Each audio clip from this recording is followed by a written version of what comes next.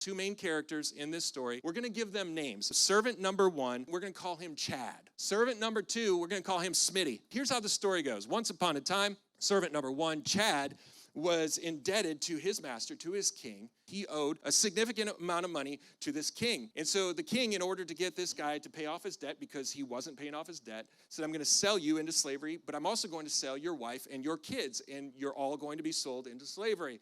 And so at which point Chad is like, oh, shoot, that can't happen. That's really bad news. So Chad pleads with his king, pleads with his master, please don't send them away. Please don't sell us. Please have mercy on us. And how does the king respond? Okay, cool. Debt wiped clean, totally clean. This 10,000 talents that you owe me, because you pleaded, because you asked for mercy, I am going to wipe it clean. And so Chad, after he's been forgiven, he walks out and he's just doing his business, walking along the street, and he runs into Smitty, servant number 2. And it just so happens that this fellow servant, Smitty, owes Chad some money. And Chad loses his mind. He goes off on Smitty, says he starts choking him. Smitty is begging and pleading, hey, I will pay you back. Have mercy on me. Have compassion on me.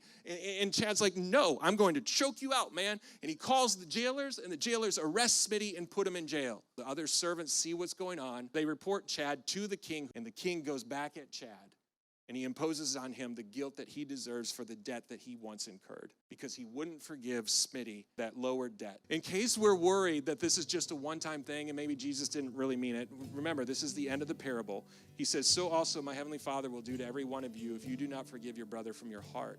So what the king does to Chad by throwing him into eternal prison, Jesus is saying this is your destiny should you not forgive those who have sinned against you.